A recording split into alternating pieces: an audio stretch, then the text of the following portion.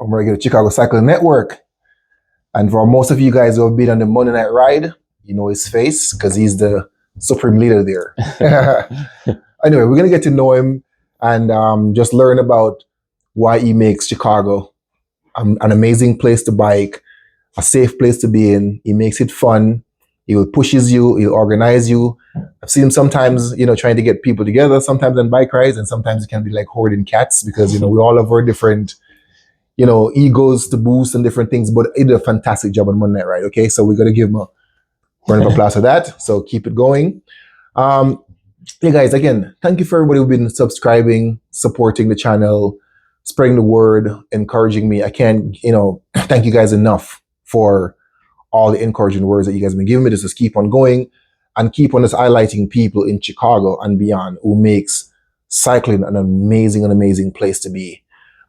Place to be in Chicago and to be a part of this community is just like, it's priceless. I mean, so many experiences. Just a couple of days ago, we were in one of our friends' backyard.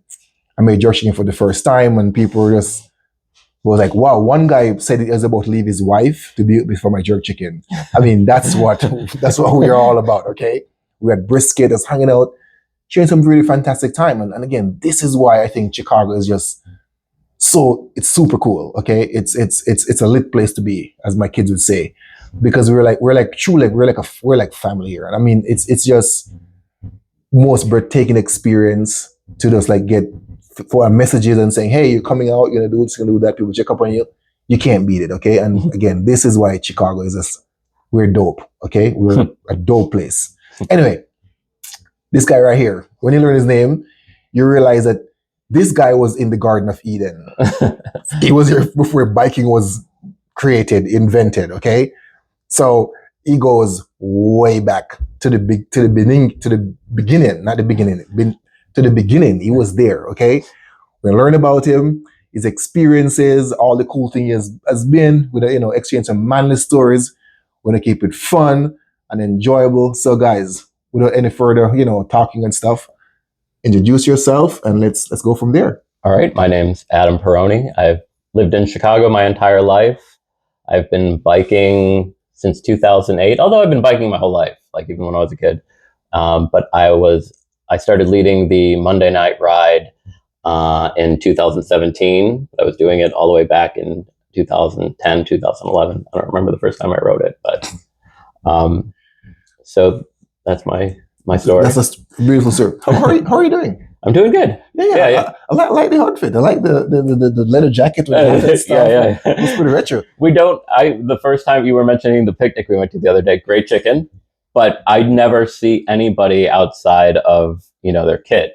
And I don't recognize anyone outside of just in regular street in civilian clothes. It's very strange to see everyone and see they're completely different people. Yeah. It's like we have two sides, right? You have the biking side. Yeah. We're both mammals, right? You guys what mammal mean. I won't tell you what mammal mean. then you see us in like regular clothes. I'm like, who's this guy? I'm like, oh, that's Adam. Yeah. It's crazy, but again, it's like a two-sided sport, with the casual clothes and then the cycling clothes. Yeah. Which makes it fantastic. So you said you've been biking for all your life. So you were born in Chicago, grew up in Chicago? I was born here, and I've moved around obviously since I was a kid, but if you drew a radius around all of the houses I've ever lived in, I don't think you'd get a big circle. It would only be like a 1 mile radius. So I haven't really moved to too many places in Chicago. So always like the Northwest side. And biking was always a part of my life. So I've always had a bike. And I've always ridden, but I didn't really start riding heavily like until 2008. That's very interesting. I would have never guessed that. So some of the guys I featured on the channel before, like Peloton and Greco and Saban West. I mean, you guys are all kids about the same time. Did you guys ever met before cycling? No?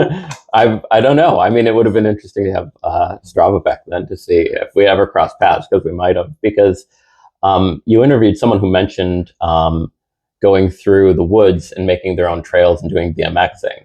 And I remember doing that. Like when I was in grade school, the main thing we used to do is go into the woods that run along the North Branch of the Chicago River. And there's all kinds of dirt trails there. And you would take a BMX bike back there rather than there were no mountain bikes or road bikes for us. So that's the main thing we would have done is just ride in the woods. And how big were the group back then when you guys go for like those? I mean, it was just the kids I went to school with. So it'd be a handful of you, like after school, you'd be riding through the woods. So did you have like biking gangs back then, like Stranger Things? No. East side, west side? It kind of, you know what, like Stranger Things. I mean, we never came across like dead bodies or anything like that, but definitely like being in the woods was a big thing. And there's also a cemetery back there. So like on Halloween, like daring each other to go into parts of the cemetery at night and things like that were always fun. Wow. Yeah.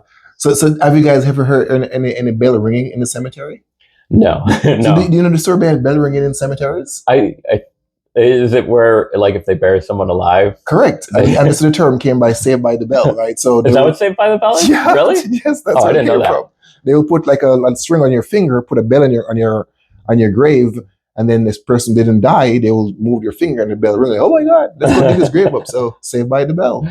No, we did. Well, that's a great story. We didn't hear any bells, but when you're 12 years old and it's dark and you're in a cemetery, you hear all kinds of things, whether they're real or not. So I can imagine. No man, so all you guys have these amazing stories back in the days. I mean, no cell phones, no Strava, no none of that stuff. But you guys get around, you do your thing after school. I mean, you can't beat that. So good child. So you're doing mainly like BMX bike back then, and then yeah. I mean, I wasn't very like stunty at it or anything. I was just riding. Eventually, I did get like mountain bikes. Mountain bikes became very big, so I had a mountain bike.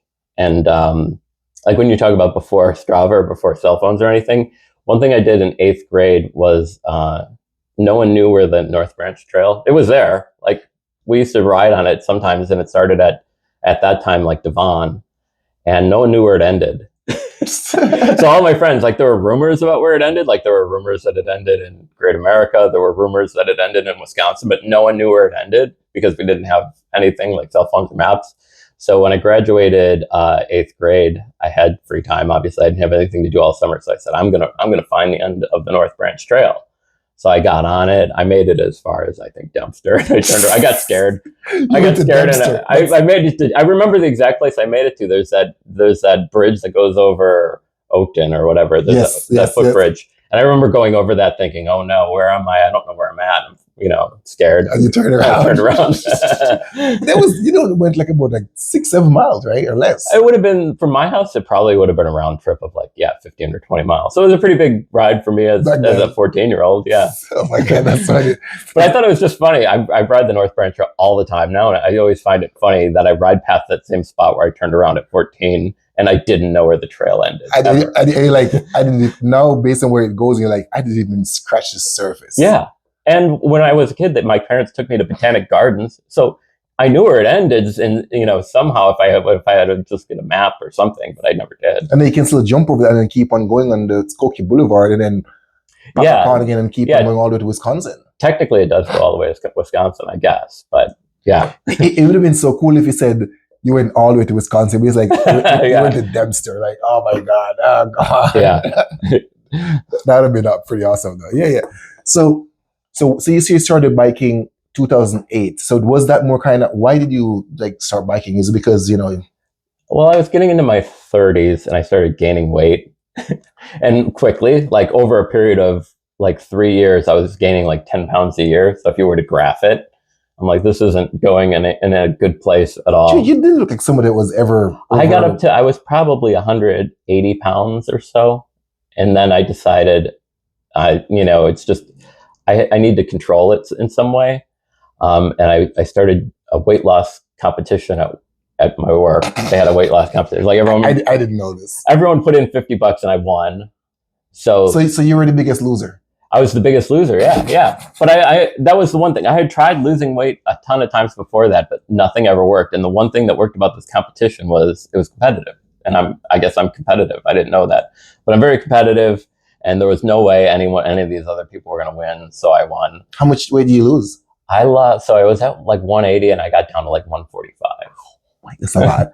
Yeah, it was 3 months. It was it was like a New Year's thing. So it was January through March. That's a lot to lose in. Yeah.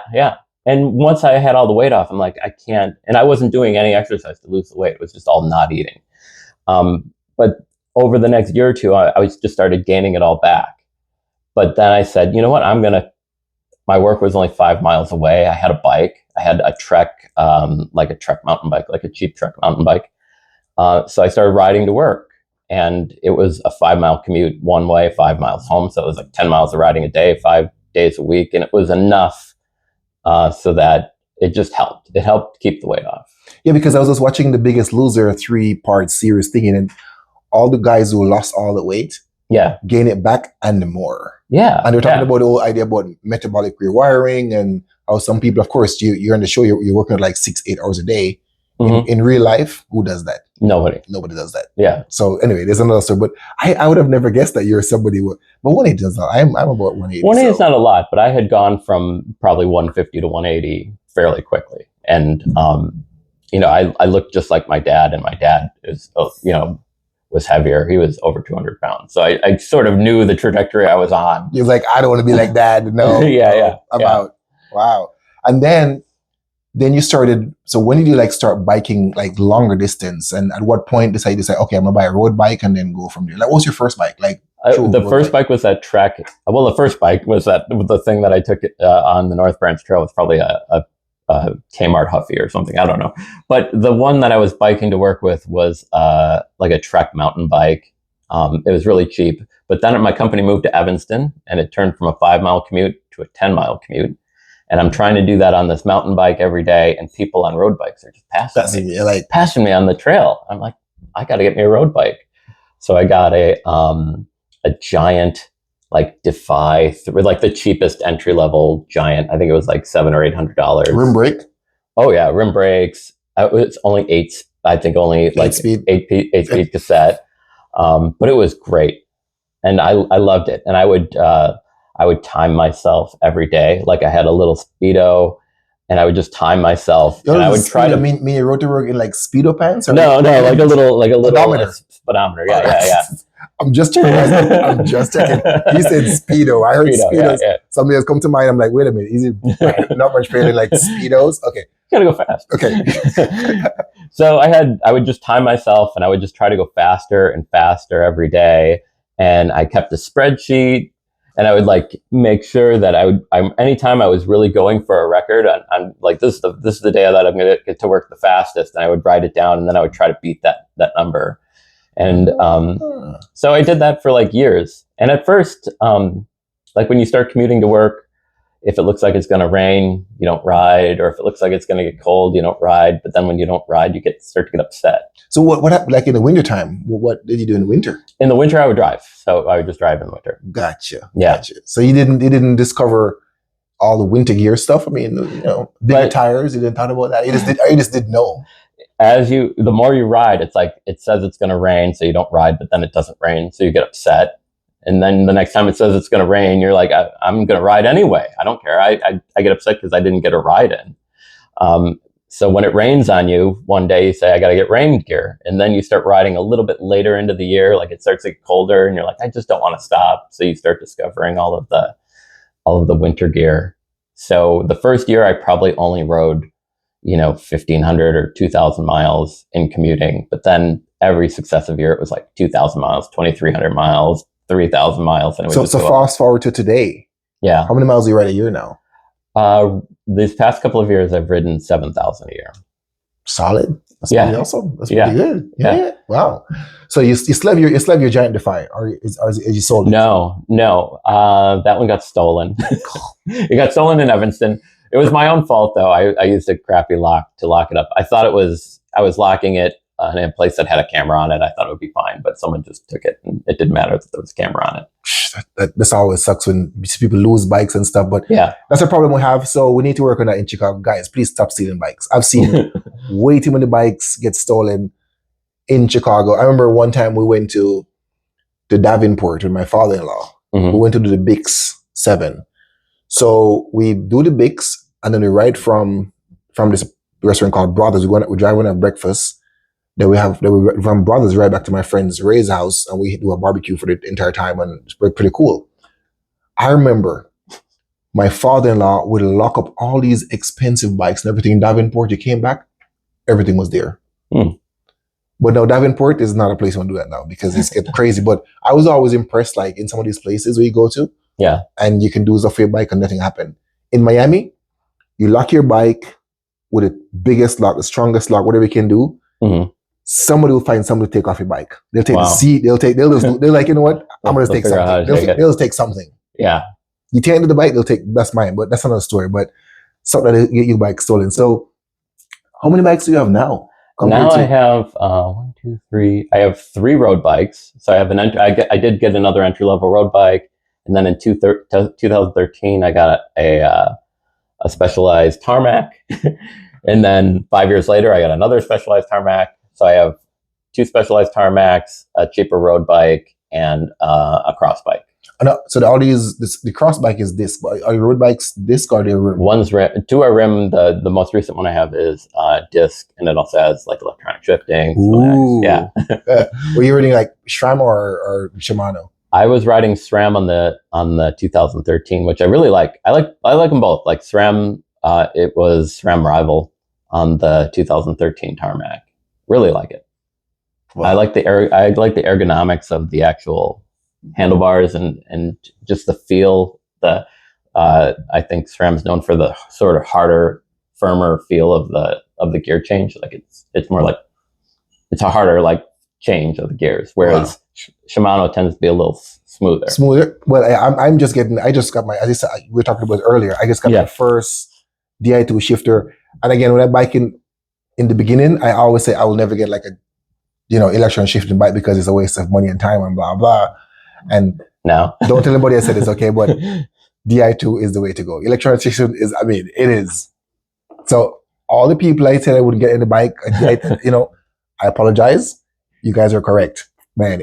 E-shifting is the way to go. Yeah. Right. Yeah. I mean, it's so smooth, and there's something about even when you just hit a little bit of a hill and you just want to do 2 pedal strokes in a lower gear. Boom, do 2 pedal strokes in a lower gear. Boom, you're right back in your other gear. Exactly. So it's just so nice to have that freedom to be wherever you want and to be wherever you want very quickly and easily. Yeah. Because but with my other bikes, I'm like click, click, click. It's like you're there, and you can run like bikes are going like 12 speed now. And back then it was like most of my bikes are 10 speed. Yeah. This bike is 12 speed. And I was joking with somebody recently about like 13 speed. When an infant 13 speed is like, it's been out. Yeah. 13 speed, that I didn't even realize that 13 speed for real. They have 13 speed now. And I think we're going to 14 now. Then 15. And then I don't know. I don't know what they're going to do next. Yeah. That's pretty cool. So which is your favorite bike? Do you have a favorite bike? Probably the 20, like it's a 2017 tarmac with the electronic shifting and everything. I don't really ride any of the other bikes. So it's almost like once you have something that you think is better than the other ones, riding the other ones just doesn't feel great. So the other ones I'll ride if it's raining out or one of them is just sitting on the trainer. So yes, as you can see, our bike doesn't sit on the trainer. It stays there. It don't comes off because I have to keep my streak alive. I think I'm at week 60 now of biking on Zwift constantly for 60 weeks now. I do bike once a week. In the summertime, I'm still doing at least 5 miles on the trainer. Wow. Just to keep my streak alive. But then I learned that you can actually skip a week or two and still keep your streak. So every day? No, only once a week. Once a week, okay. Just once a week. How many weeks now? 60 weeks now, I've gone. I've been on the trainer. At least one. In the wintertime, I'm straight up on the trainer. Yeah. But in summertime, I have to do at least minimum is 2K for it to count. So I do minimum at least 5 miles on the trainer. Like I'll do a bike ride, come home, and then just do 5 miles on the trainer. And just like, okay, I'm set. And now, again, and I keep my Strava subscription, my Zwift subscription all year round. I keep mine all year round. I haven't used it since probably April or May.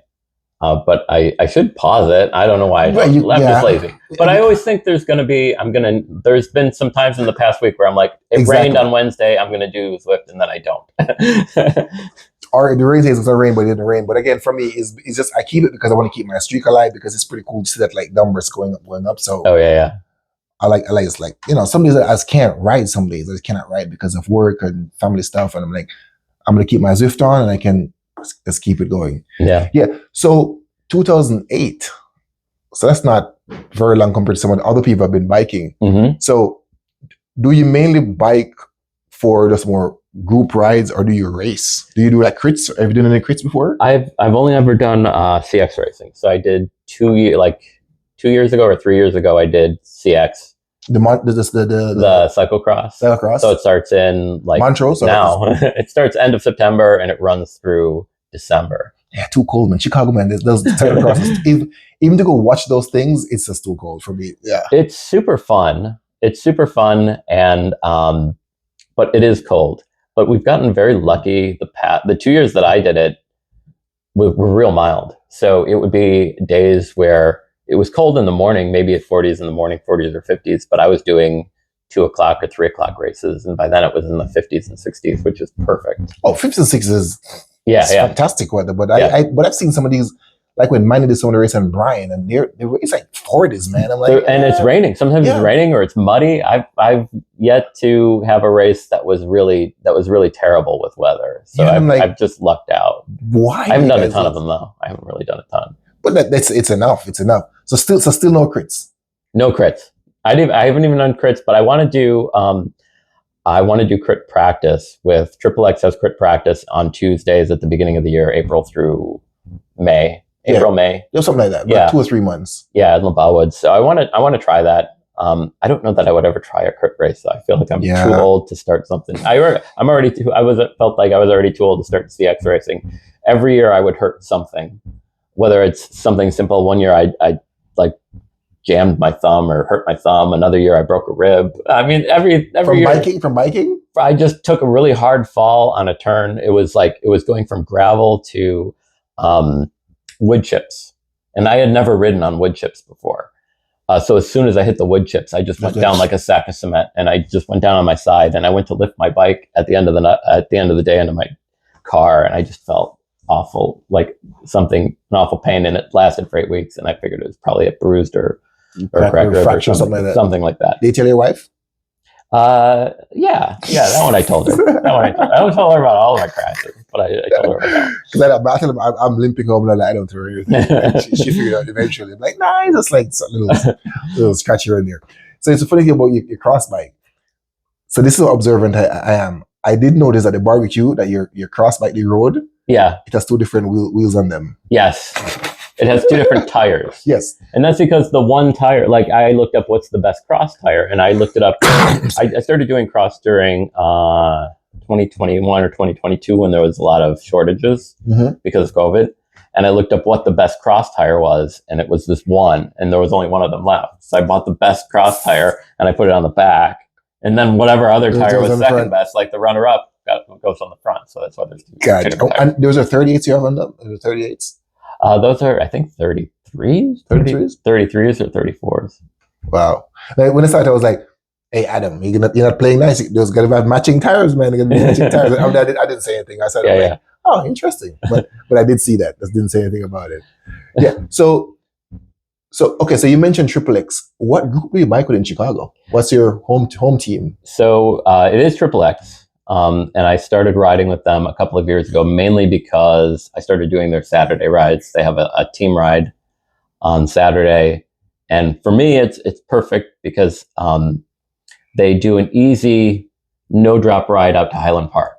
So I'm not a morning person. And what I don't like about a lot of group rides is to wake up super early on a Saturday and then just go as hard as you can, like at 7:30 a.m. So that ride, you ride nice and easy, 7:30, all the way out to Highland Park. You get to the coffee shop, you have your muffin, you have your coffee, and then everyone takes off. And then if you want to go hard, you can go hard or whatever you want to do. It's fine. Yeah. So the first time I went to I was skibidi on a triplex ride, and I went up to Highland Park and we were hanging out talking, and all of a sudden I just saw a bunch of guys took off. It's like zoom zoom zoom zoom, and I'm like, what's going on here?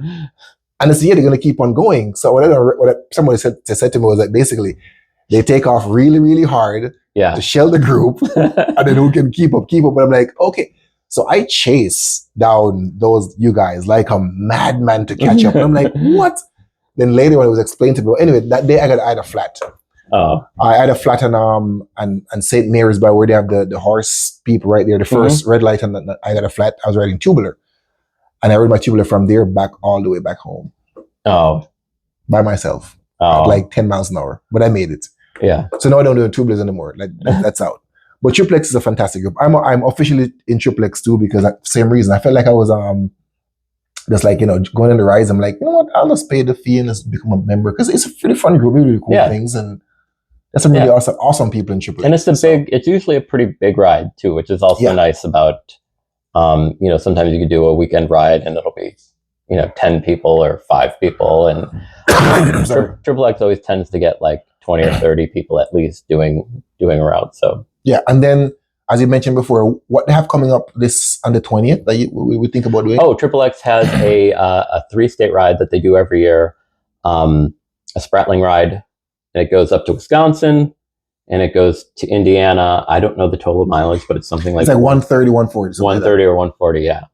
I think this year I might actually do the full thing this year. I wish I could. It's hard when I go Wisconsin and come back and I have to pass home. Yeah. Go back down so I and it seems sort of tedious. Like I'm right home. Do I want to pass my home? Yeah. I don't know. Especially after you've ridden 100 miles. Exactly. But yeah, I mean I rode 137 miles last Sunday. Oh, for what? So Colavita, Ed Berlin invited me to when he was on the show, and he says, "Hey, they're having a ride coming up. It's a 100-miler." I said, "Let me know. I want to go on it." So he said, "Okay, so let me know." So it was last weekend, but I had to bike from home to them, which is like 19 miles. Okay. Because I'm not driving 20 miles to go. So I rode up to them. They rode all the way to Apple Holler, way up in Wisconsin. Wow. And came back east and come back down to like North Chicago, and then came back to Waukegan. So I ended up with like 137 miles. Wow. It was pretty cool. It was good. Yeah. And they provided food and stuff at the rest stop. We had to get them apple donuts, and it was awesome. So good job organizing that, right, Ed? Next year I'll be there, and hopefully I can join Colavita. But you guys are way north, so I don't know. But it was a really nice ride. And the cool part was, it was a pace line the entire time.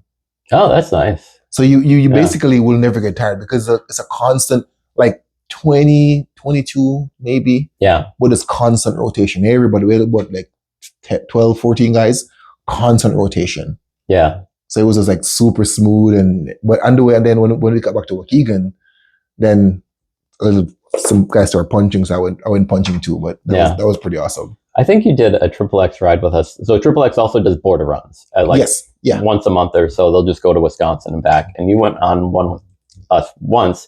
And I think we were heading back from Wisconsin, and it was just a headwind. It was just like a 15-mile-an-hour headwind all the way back from Wisconsin. And they decided to do pace lining into the headwind. That was hard. So pace lines can be hard. Yes. If it's a headwind. Yeah. I mean, headwind, pace line, no pace line. Yeah. It's tough. It's tough, yeah. Yesterday I rode, there's a ride coming up where my wife is from in Sterling called the Fremondo that needs Bryce put on. Mm-hmm. And they go across Fairhaven, which is like just 14 miles of constant rollers. Okay? Oh, yeah. You go down some of those things, you look up, you're like, are you kidding me? There's 14 miles of constant rollers. And I had a wind out the west of like about 14, 15 miles an hour in my face the entire time. Wow.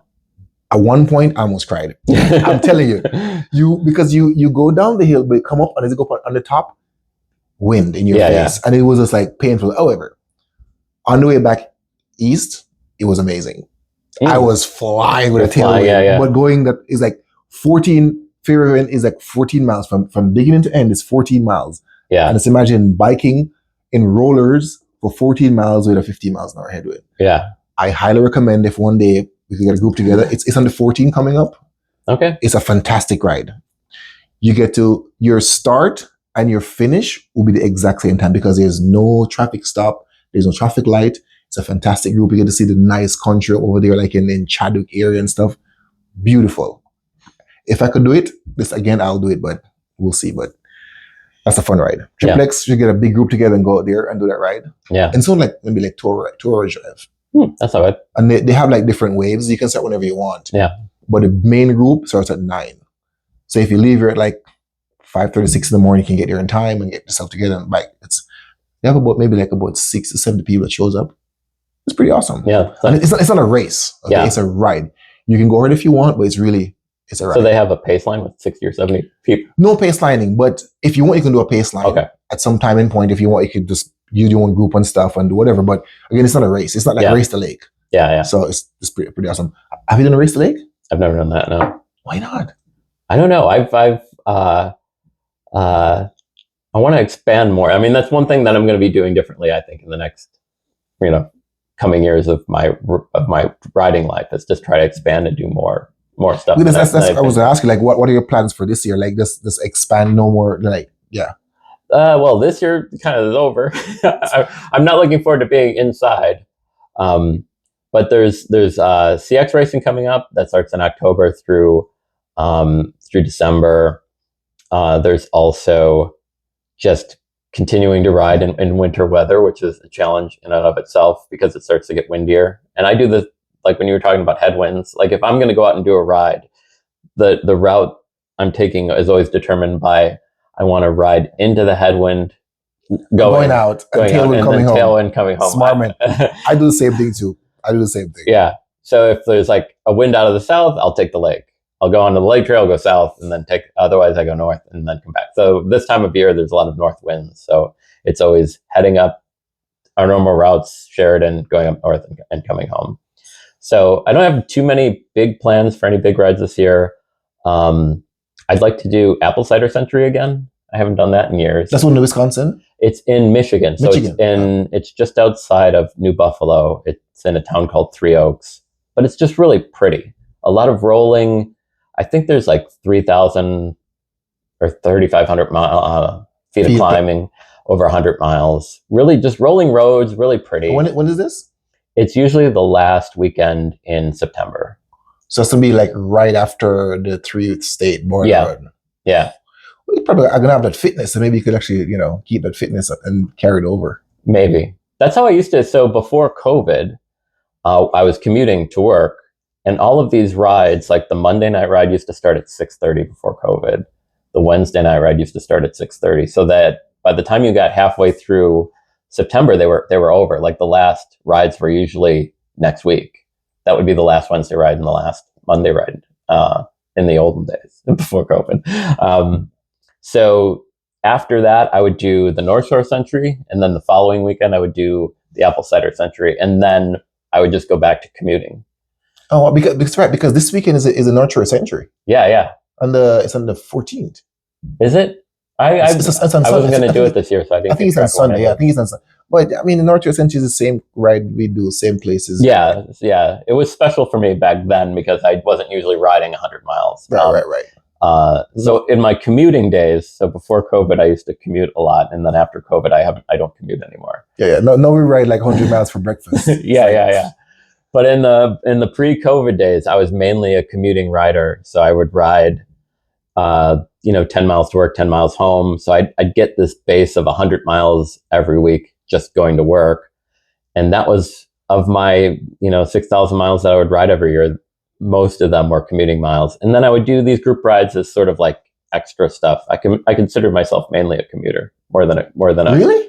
Yeah. You're strong. I mean, Wednesday night ride, Monday night ride. I mean, especially Wednesday night ride. I've seen you out there, man. You're putting it on fire. Even the last Monday night ride, you got like a top 10 where you're like sixth place in some segment. Did really? You notice that? I didn't even know that. I was talking a little bit. I do that. But that's solid. Yeah, I think since COVID, I've rearranged how I think about biking. But before COVID, I was mainly just a commuter, and I would show up in April completely out of shape to Monday nights and Wednesday nights. And my main goal when I was commuting was to eventually hang on to the Wednesday night group. I used to get dropped. So I would show up in April, I'd get dropped. I'd show up in May, I'd get dropped half the time. And then by the time July rolled around, I was usually able to hang on. But even then, you're behind everybody else. So I didn't learn until after COVID, like, all of commuting isn't great training. Yeah. Like I'd start commuting to work in February when the weather was good, but riding 10 miles to Evanston and 10 miles home where you're stopping at 10 different lights. So you're riding a mile, stopping at a light, riding a mile, stopping at a light. It's a lot of miles, but it's just not great for what you need to do. Right. Or if you knew back then, what you could do is like after every light, you just hit it like 800 watts after every light. Because that's basically Wednesday, right? Yeah. I could have done that. But even so, even that is only like, a 3-minute effort. So you really do. I mean, if you want to stay on the Wednesday night ride, the thing I've learned since then is the training that you have to do in February and March before It's important. is important. Yeah. Very important, because those young boys come out and they're not playing around. They're not playing around, no. And so you talk about, you get dropped. So that's one of the thing I strive for. My motto is don't get effing dropped. I just try my best. Any group I'm with, whatever to do to hold on. I mean, you guys don't know, but sometimes, the group, it gets rough sometimes. Yeah. And there's certain segments it's gonna be hard. Mm-hmm. So you got to be like, hey, in this segment, I'm a little bit heavier because I'm lighter guys, and I know that when we go over Waukegan, all the way back to Sunrise or something, whatever, these guys will be ripping everybody's legs off. So like, hold on. Yeah. But yeah. So that's good. So when you do cyclocross, do you do any special training for cyclocross, or you just go out and just do your thing? Do you run or anything? I don't run. I do like running. Like, I fractured my wrist one year and I couldn't ride for 2 months, and I decided I got to do something. So I ran. I started running. And I did like it, but I can't combine running and biking. I know you were a runner. Yes. You still run, and you still run. Not really. Not really. Okay. I just enjoy biking now. Like, biking is just like the coolest thing, man. I just, yeah. You see all the medals behind you. Yeah. First place, age group, finisher, all sort of different things. But now I'm just enjoying biking, and get to go further and faster and meet new people and just kind of integrate myself in the community more. Is just like the most coolest thing. Like, one day, running is good. Running is definitely more of a lonely sport. As I say, right, I can say that at this point now, running sucks. Although you can, all the running I ever did was obviously by myself. But are there groups where they run together? Yeah. Chicago has like crazy number of groups. If you go on the bike path on the weekends, from Kara, I guess I do see Evanston those Run Club is. I mean, if you go to like the Chicago 13.1, they do bike marshal and stuff. Yeah, I'm like, there are a lot of groups in Chicago because they have their tents and stuff. There's a lot of groups in Chicago. I think if I ever tried running again, I would have to run with a group. Although I'm not going to do that. Yeah, I'm too old to start something new. Anywhere you live, I guarantee you. Yeah. Any pace you want, there's a group. I could not believe it how many running groups are in. I thought Miami had a bunch of run clubs, but Chicago got a lot of run clubs. Like a lot. Yeah. You have to go down south. Mainly up here is like I think there's a Rogers Park running club. There's also Evanston Run Club, and there's little small ones and stuff. But you go down south, they're everywhere. Oh, okay. I think if I did any other sport, it would have to have that element that I really like in biking, which is it's a social thing. You're doing it with other. It's a team thing and also a social thing. So you don't do Ironman one day? Oh no, that sounds awful. I can't go. The swimming would kill me. No, you don't swim? I swim, but I don't think I could swim like they swim. Well, the point is this be the cutoff, right? So everybody wants to have the Ironman on their belt. One day, maybe I want the Ironman. My wife is an Ironman full with Wisconsin. Maybe one day, but let's see. So no plans of doing any triathlons? No, not mixed up a little bit? No. No, nothing. No. The only other thing I really like doing is backpacking. I started doing that a couple of years ago. I noticed that you did do some backpacking. Tell us about that. Where do you backpacking? So I've done the Smoky Mountains and the Grand Canyon, and this year I'm going to the Smoky Mountains. But the backpacking is like where you take everything with you. So it's like 4 days and 3 nights, and you carry everything in and carry everything out. That kind of backpacking, which I've never done in my entire life until a couple of years ago, and just really love it. Yeah, I was talking to your Strava, and I was like, wait a minute, is he doing some backpacking? What was the name of the thing? What was on your blue bag? You had something core or something. I forgot the name. Oh, I don't know. So the group I go with, they hand you all of the equipment. So I don't know. Oh, I don't so you just pay for everything, and they just say, okay, you don't need bear spray, cougar spray, as in like woman. They tell you what kind of clothes to bring. And everything. And that's it. You bring your own clothes, and they do everything else for you. It's pretty nice. And how much miles do you guys walk in it? Do you guys go the Grand Canyon was a total of like 26 miles over 4 days. That's not bad, but that's the Grand Canyon. So you're going downhill, which killed me. Like going downhill for 6,000 feet or 7,000 feet in 5 or 6 hours. So it's not many miles, but it's a lot of elevation that will get you. Yeah. So what's one of the most interesting things you've ever seen on your backpacking trip? The Grand Canyon was pretty interesting. Just going with I usually do this with other people who I don't know. So it's a tour group. So you show up and you meet everyone for the first time. So you're going down the Grand Canyon with a bunch of strangers, and I didn't realize I have a fear of heights because I'd gone to the Grand Canyon as a kid, and they have like the most famous trail in the Grand Canyon is this Bright Angel Trail, and I've gone a mile or two down the Bright Angel Trail, and it didn't bother me at all. But for this backpacking trip, we picked Grandview Trail, and Grandview Trail is a minor trail that was built in the 20s or whatever, and it's not kept up. So there's parts of it where there's rock falls that have taken out the trail. So you have to scramble around it. Oh. around the rock falls with like a 40-pound pack on. And I was terrified. I was absolutely like, when we got there, it was March, and there was ice on the top of the trail. So we had to wear special things over our shoes to keep from slipping.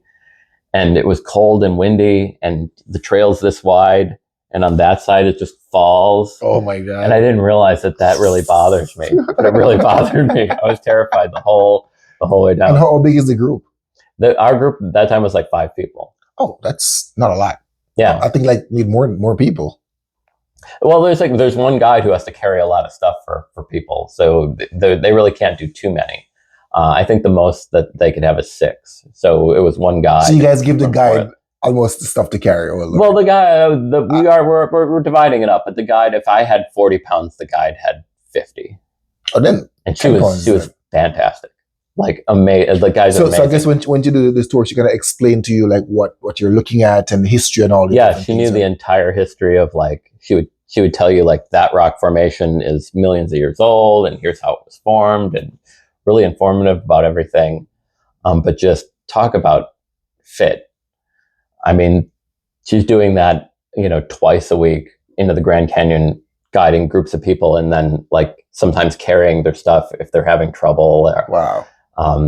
We had to pack out water. So we had to do a 2-mile hike to get water and then bring it back to our camp. And she just carried, a 5-gallon thing of water 2 miles across things that were scaring me. Like it was nothing. So that's awesome. So you're a backpacker. I did see his trouble. Like, okay, what is this exactly that I see him doing? But no, so you're a backpacker. So you haven't gotten into golfers yet. You know the golfer.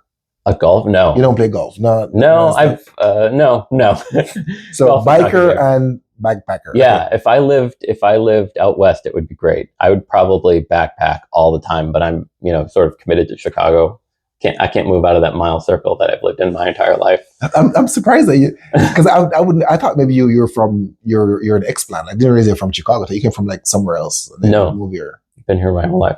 And so I'm sort of planted here roots wise, but man, if I could be anywhere, it would probably be somewhere where I could just, throw a backpack on and go into the woods every weekend, but can't do that. So it's going to be like once or twice a year and that's it. Well, maybe you can move to Canada. I don't know. Yeah. Yeah. I might move to Canada with stuff. Let's see. You never know. You never know.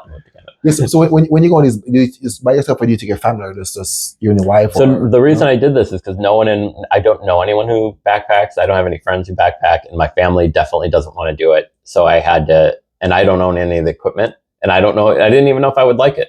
So I found this tour group that does this, and they just supply you with everything, and you get to meet new people. So that's awesome. Yeah. Does your any family, your wife or kids or anybody ride or old enough? Do they ride? No, not seriously. Casually, like we'll do like bike the drive or something, or do casual like once a year, do the lake, that kind of thing. That's it. Yeah. Yeah, my kids are trying to get my son thinks he's faster than me. 16-year-old. We have the same name, so this is his bike. Sometime when I ride, he can use his bike, but he thinks he's faster than me. He will be, and I'm like, he will be. Yeah. Not now.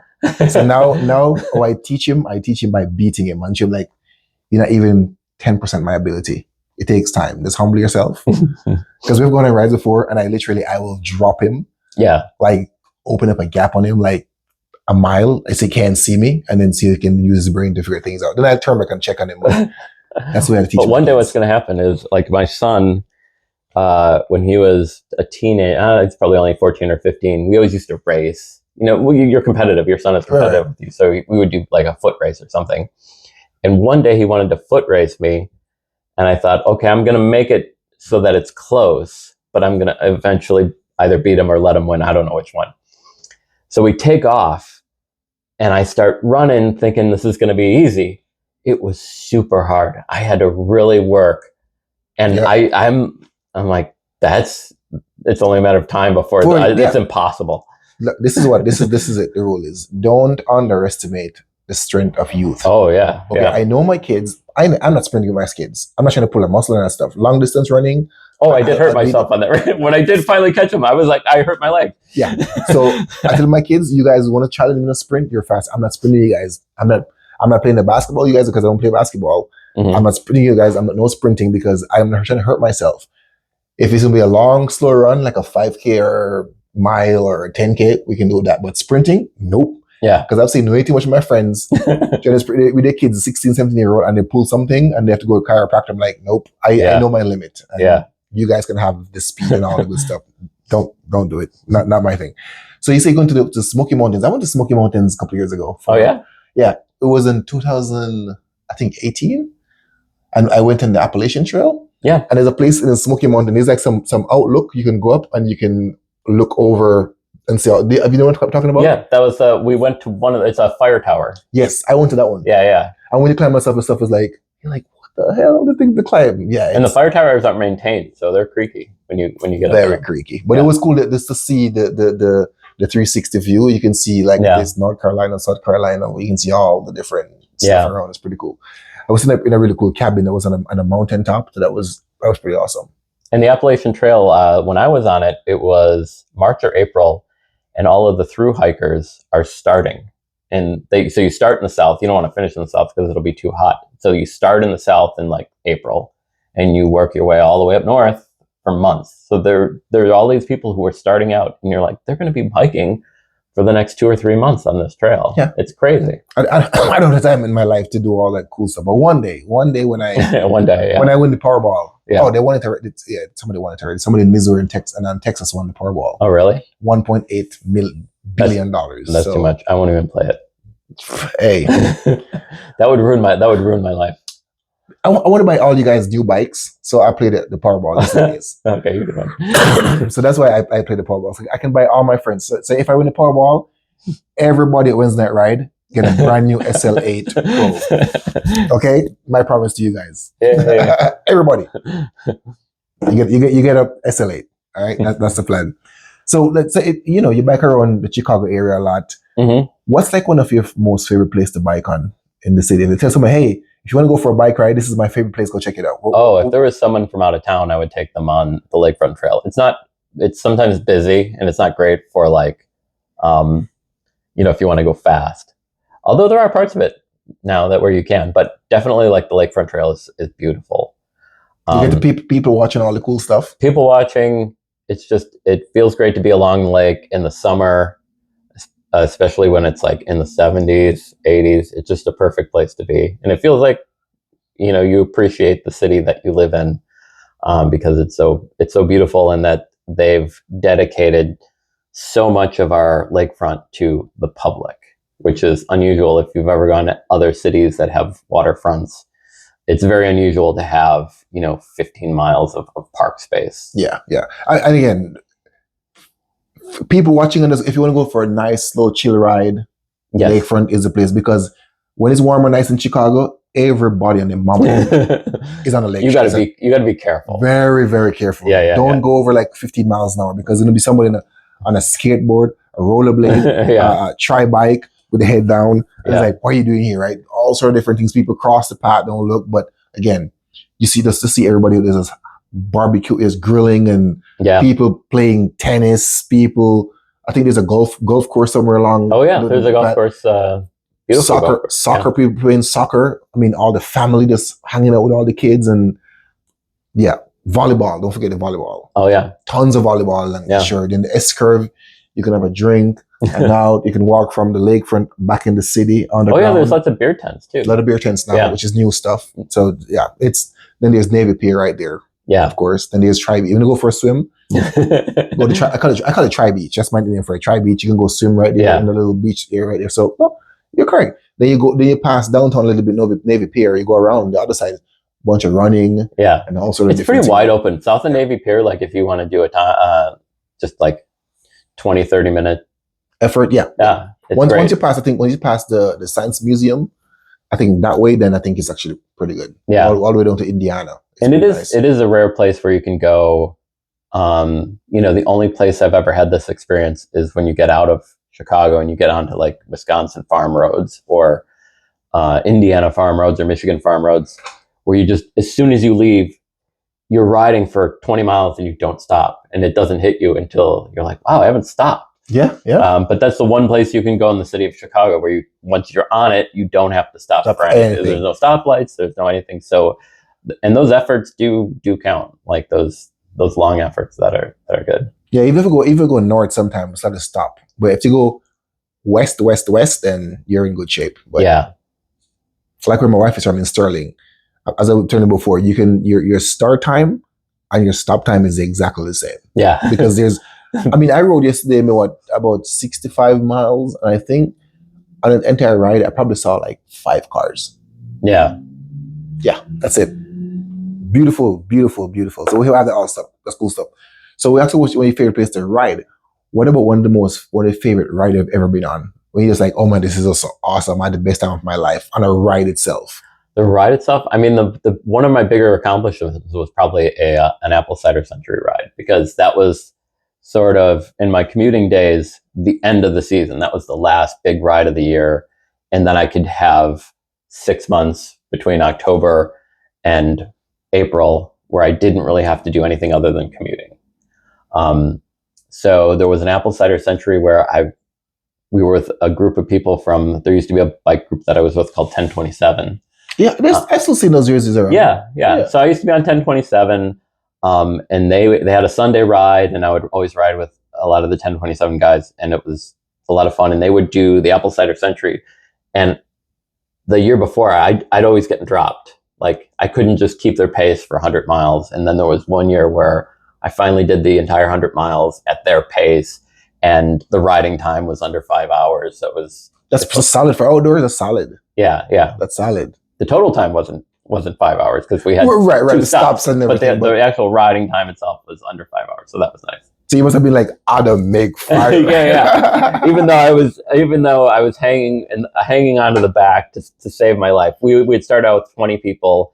We finished with like 8, and I was just hanging on at the end. I can make a prediction now. Yeah. I guarantee you now, if you go and find those same guys, I bet you're faster than all those guys.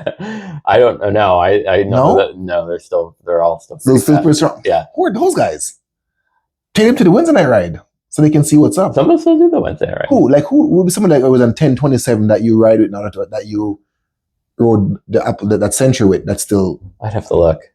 I don't remember. Because I mean, you're up there. I mean, you're solid. Yeah, but I would say I've really only been as incrementally fast as I am now since COVID. Like, I had to before, if you knew me before COVID, I was someone who was showing up pretty out of shape in April and May, and even when I did finally get faster, I was still behind everybody else. I had to learn different strategies after COVID happened because I lost my commute. So I'm working from home every day now. And all of those miles, that 10 miles to work and 10 miles home, that 100 miles a week that I was getting, I had to figure out how to replace it. And I sort of learned, and took me a while, but probably in 2022, I learned like, oh, I need to be putting in more quality time in February and March. And I need to be doing I can't just not ride in the winter, which is what I was doing when I was commuting. I was just driving in the winter, and I was completely out of shape in February. So I started doing Zwift in 2023. So I don't do a ton of indoor stuff, but it's enough to carry over the fitness. Right. So you carry over some fitness, and then you got to get out there in February and March, and you got to do some long efforts, and you have to do Zwift. You have to do quality stuff. You can't just show up in March. And it's been a pretty big eye opener this past like 2 or 3 years, like how much I was doing wrong before. Although I didn't consider it wrong. I mean, my goals, your goals are different. Right. And it's a learning experience, right? So instead of saying wrong, it's more kind of you just learning out like what it really takes. So I brought my experience from running to biking. Because I can tell you, as a runner, on the track, at the run clubs, I was the fastest guys because I'm Jamaican. All speed, no endurance. I would kill those guys. Yeah. Come to a mile, a 5K, 10K, I'm getting beat by everybody. Even someone putting a stroller. And I'm like, what is the difference? These people have been running since high school, since college. Yeah. I never did that stuff. Yeah. And then, well, I did track in college for 1 year and my friends there, but that was it. And I realized that to get better, I just put the miles in. Yeah. And I worked my way up from like doing like I don't know, 600 miles a year to doing 2,000 to 3,000 miles a year.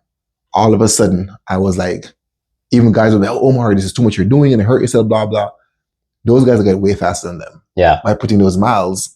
And then when I came here and I realized that, okay, there's the equipment factor, like biking gear is important, right? No difference between an aero bike, a touring bike, endurance bike. I have to learn all those different things. Yeah. Nutrition is important. Yeah. Once I learned those things, I'm like, put the miles in. So that's why I think in the past, 3-4 years, I've done over 12,000 miles a year. Oof. That's a lot. But you get a lot of indoor too. Yeah, I need indoor. So when I'm outdoors, yeah, I'm starting at a high level. So you really want to be peaking from what I'm seeing so far. You want to peak here between July, let me say June, July, August, September. You need to be in top shape because of Wednesday night ride. Because I want to come to Wednesday night ride and be able to keep up. So that's why I try to make sure I've peaked those 4 months I've started biking. I'm in good shape, and the only way to do it, gotta suck it up, buttercup. Yeah, jump on that Zwift or whatever you use, movie or whatever you use. But you have to put the miles in, man. If not, because I mean, we're biking with guys. We could be their parents. Yeah, yeah. Okay, and I said before, don't underestimate the power of youth. Yeah. Those guys are strong. They recover faster. Do all the crazy stuff, but it is what it is. And if you look at the riding they're out there in February and March. Exactly. They're putting in the miles. Exactly. They're not just young, but they're also working. Exactly. So the combo is hard. And then you and I, we're much older. Yeah. So we have to put way extra miles. Yeah. Yeah. I'm approaching 9,000 miles already. I'm at 5 right now, I think. 5 and change. Which is good enough. Which is good enough. But again, I do it because sometimes I just like to do stuff and just escape and just. Do you have quotas? Like I have. I think 12. I want to do at least for the next few years at least minimum 12,000 a year. That's my goal to get at least 12,000. Yeah, I used to be 6,000 miles, and then last year I hit 7,000 miles. So now you feel pressure. Like this year, I feel like I've got to hit 7,000 again. Yeah. So was it? Let me say 2023 or 22. I did like 16,000 for the year. Yeah. Wow. I think I've done like 14 and then 16 and I back it up like 12 change, 13 change. And I'm going, then I realized that, look, I put the miles in. So now instead of focusing on quantity, I can focus on quality. Yeah. Yeah. So that's why the whole point is like, I don't want to get dropped. It's a big fear of mine. So I really try to push myself to keep up with all the young folks in town. And I don't race. But as I said, I'll help the group push the pace. That's my thing. So but I mean Chicago, man, we have everything here, from crit to gravel to cyclocross to tri people, everybody. It's all here. And ride with them. Sometimes we yell at them, but we're still here. So how do you get into leading the Monday Night Ride? How did it come to be? When I started. When I was commuting to work like that every day, and I had a road bike, and then the next thing I'd see groups of people out on the road. And I'm like, I got to try that. And at the time, you look it up on the internet, and I found ChicagoCycleClub.org. That's where the Monday Night Ride was listed, and it's where the Wednesday Night Ride was listed, and it's still listed there. I don't know anything else about Chicago Cycling Club except that we list our rides there. But do you know about ChicagoGroupRides.com? I don't know if that was around. I don't remember exactly what I searched, like going back to 2011, but the Monday Night Ride was called Introduction to Group Riding. So I'm like, this is perfect. I'm going to show up. And I thought I was going to be great. I'm riding all of these miles. I'm commuting all of these miles. I thought, I'm going to impress everybody when I show up to this Monday Night Ride. They're going to be so impressed. And it was the hardest ride I've ever had. And it wasn't, and the Monday Night Ride is not meant to be a really hard ride. It's meant to be, if you're, racing on the weekends, it was meant to be like a recovery ride, or, for new people, sort of an easier paced ride than than the Wednesday ride, but the same kind of feel and and route as the Wednesday night ride, but with sort of an easier pace. Did you guys hear that? For all you guys who keep on breaking and not listening, I've seen Adam giving talks before the group ride multiple times. I've seen other people do it, and we go on the ride and we hit Sheridan, and it's always the same guys. Next time, straight to jail. Yeah. It's not meant to be a fast pace. It's meant to be it's not meant to be slow, but it's not fast. It's sort of like a medium paced ride. And I always say like the max speed is 23. And if someone goes off the front, don't chase them. And I've been there and I've seen random attacks. Yeah. And I've tried to be there before, and I literally will help you to stay at the front as long as I can. Yeah. To keep people. And so I said, don't chase them. Let them go. Because there's these guys who always want to like, just let them go. It's okay. Yeah. There's a day for that. The day for that is Wednesday. Yeah. You can pick 5:30, 5:45, or you can pick 6 o'clock. And we kill ourselves then. But Monday again is, as you said. Yeah. So guys, behave. Yes. All right, thanks. We're meant to work together. But it has always been like that. When I started doing the Monday night ride in 2011, it was led by a guy named Rich Baumgarten. And he led it up until 2017, and then he moved to Wisconsin. And he needed someone to run it, and no one else wanted to run it, so I ran it. But that has always been like something that's dominated the Monday night ride, is people taking off and not being able to control the pace. So, but the other thing about the Monday night ride is it's very easygoing. It's chill. Yeah. It doesn't have to be a perfect ride. If there's not too many people, we'll practice a pace line going up Sheridan Road. But there's a lot of new people who show up every week, so the pace line can be sloppy. And if things don't work out, like the ride doesn't have to be perfect. If one day people go and it's too fast and whatever, no, it's one of those rides where I want it to be chill and I want it to be laid back. I don't want people that feel like they're going to get yelled at if it's not perfect. So, yeah, we won't yell at you, but again, the point is saying is let's just keep it together. Yeah. You don't have to be perfect, but let's keep it together. It's about having fun. Right. And we meet at 7-Eleven after. That's another thing. It's like the Wednesday night ride. We still end at 7-Eleven and have beer, so that's good. Yeah. Can't be. And if there's one thing, anybody who come to Chicago, please, even if you don't ride with us, at about 8 o'clock, Monday or Wednesday, just come by 7-Eleven. California and Tui. Just come there. You can wear your work clothes, whatever, but come and hang out with us. It's awesome. You get to learn the most amazing things about the people you ride with, and there is the Dos Equis guy, okay? He's interesting, but then there's Brian Guac. And I'm telling you, stories for days, okay? Yeah. The things that we learn about, oh my God. Check it out. Come on, check it out. That's all I'm going to say to you.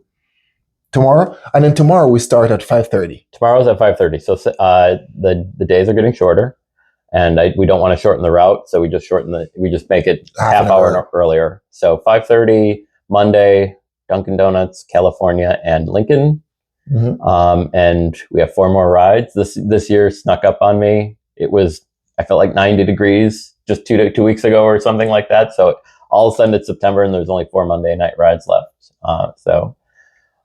Official, yeah. Because if the days are good, then people there's always a couple days in October where it's nice and people come out. So awesome. All right, man. We've covered so many things about Adam. What's your favorite food? What do you like to eat? Well, I have an Italian family, so it's probably like Italian food, like just homemade, making something like a homemade sauce, spaghetti. Oh, so do you cook a lot at home? Yeah. That's another thing that switched during COVID. My wife used to cook before COVID, but she's continuing to work in an office and I'm working at home. So we switched places and I now do the cooking mainly. Yeah, so a lot of things happened before COVID. Before COVID, I was cooking. After COVID, I'm still cooking. Still the same. Nothing changed. Still cook most of the times at home. 95% of the times I cook. Because I love to cook.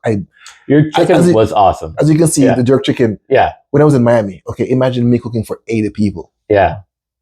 In Miami, I used to do that. Every Tuesday night, when the run club is over, everybody comes to Omar's apartment. A little apartment, but at a big backyard. Yeah. So everybody come to my place, man. That was a place to be. And then to the point we nickname it, it was called FFF. Food, Friends, and Fun. Oh, that's it. And then every night, we started having like a different theme. One of the best one we had back then, where we can pull it off on one of these days, we had a talent show.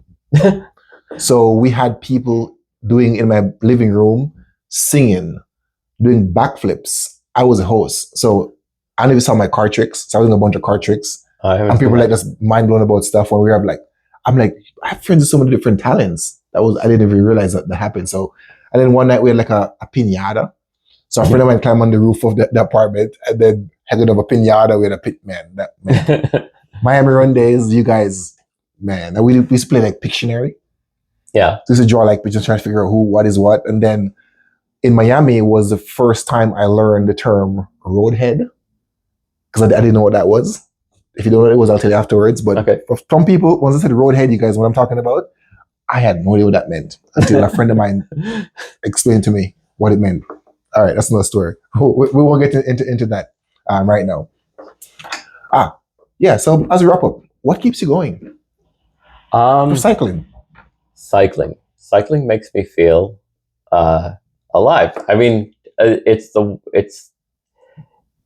don't always look forward to a ride, especially like if it's cold. Like yesterday, it was going to be 50s in the morning for the Triple X ride. It was cold at the start. It's not always pleasant being on the ride, but the best I feel is when you've accomplished something, and there's a tremendous feeling of accomplishment after you've done a lot of these rides. And when you look back and you realize, like that 2015 Apple Cider Century, I probably remember a lot of points on that ride. And it's not just that ride. I remember the first time I did a Wednesday night ride. I remember a lot of the Wednesday night rides I've done. So it's something that gets seared into your memories, and it becomes an important part of your life. And it just becomes a big piece of satisfaction when you look back at what you've accomplished. So that keeps me going. Same here. And again, just to meet the different people. And I really thought I knew a lot of people in Chicago when it comes to cycling, but I realized I was still in a little bubble. Yeah. And if you branch out to the touring ride, Wednesday night ride, Monday night ride, Cortado, Chicago United, Triple X, Plaza, there's just so many different groups and people and just all different levels of society, professionals. Yeah. We have the Manuels, the North Shore Dad. We got everybody all mixed up. Yeah. And this is what, for me, this makes Chicago so priceless. And all different sizes, age. Yeah. The variety of people that are on rides is amazing. The variety of nationalities, the variety of ages, the variety of, I mean, to be at the end of a ride and stand at 7-Eleven and you're talking to a 16-year-old, a 50-year-old, someone from France, someone from Colombia, and you're all having a conversation about one place. Yeah, that's I think is why I think, again, Chicago is a beautiful place to be for biking, because it's a melting pot for cultures and all backgrounds and everything. Yeah. And again, I say, please, guys, join us on a Monday night at 7-Eleven or on a Wednesday. You will be entertained, and it's going to be fun, and you're going to meet some of the most special, down-to-earth, hardcore, just beautiful people. You can feel their aura. Yeah. You're one of them. Ian, Brian, Dean, Bivan. I mean, you guys just make me feel... I mean, I probably don't say this, but when I'm with you guys at that 7-Eleven, it's probably one of the best time of my life in the past few years. Oh, yeah. Like legitimate. I'm being honest. I mean, I've told Bivan that he's like probably one of my favorite riders, because Bivan come to the ride, he pulls, he sprints, he's not afraid to challenge anybody. I'm like, bro, mad respect to that. And Bevan's been leading the Wednesday night, or the first Wednesday night ride I ever did was, I think, 2012 or 2013. And Bevan was leading it. And Bevan I don't know when he started, but this whole time he's been leading the Wednesday night ride. Yeah, and he's strong. He's strong. Super strong. And he's a genuinely nice person. Yeah. And you just can't beat being around people like that. Yeah. Amazing. Chicago, cycling. We love you. We love you. Before anything you want to leave us with before you, friend, anything you want to say? Like, who's Who's your favorite cyclist of all time? My favorite cyclist, well, you know what? The current group at 7-Eleven, they're really my favorite people. I agree with you when you say that. Awesome. I can't find a better group of people to hang around with than the people I meet on bikes every week.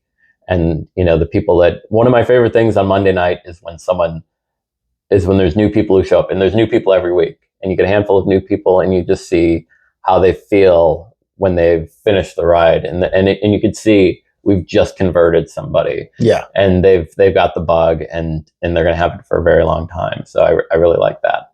Can't be. And again, we have like about 90 people, 100 people sometimes. That's crazy. That's been new. Like ever since for the past 3 years, it's just been getting bigger and bigger. Like it used to be, that a big ride would be 30 or 40 people. This is the first year where there were like more than 80 on one of the Monday nights. Yeah. It was crazy. Pretty awesome. All right, guys, as we come to an end, we met Adam. So now you get the reference, right? He's here from the beginning. His name is Adam. You guys get it? It's my dad joke. It's at the end, but I hope you guys got it. And name is pronounced Perrone. Perrone. Like pepperoni. Ah, Perrone. Means you're Perrone. So Italian background, so that's why. Yeah. Gotcha.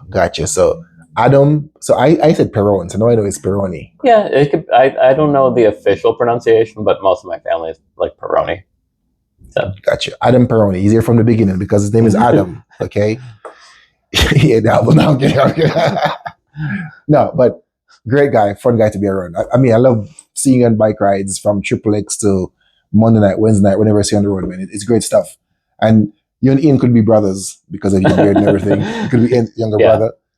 Ian, you're up next. Maybe. We'll see. But yeah, guys, we have, sorry. We have people like Ian, and I'm sorry, Ian, I'm mixing up. If Ian come on the show, you know exactly what I'm mixing up with Ian. But we have people like Adam in the network, guys. He leads the Monday Night Ride. He's a nice guy. He keeps us together. So come out and support the Monday Night Ride. It's not too fast. But again, you come to the ride, any ride you're on, don't be a twat waffle, okay? This is Chicago. There's some crazy stuff going on, but let's keep the miles and smiles going and just enjoy it, be safe, be nice to people. Adam is in the network. He makes it work. It makes it amazing. And again, thanks for coming out and talking to us. I learned a lot about you today, and I hope a lot of people get to know a little bit more of Adam. He loves to cook, so we need to have him invite us over next time so he can cook some pasta for us, like from scratch. Yeah. All right. So until we meet again, guys, keep the miles and smiles going.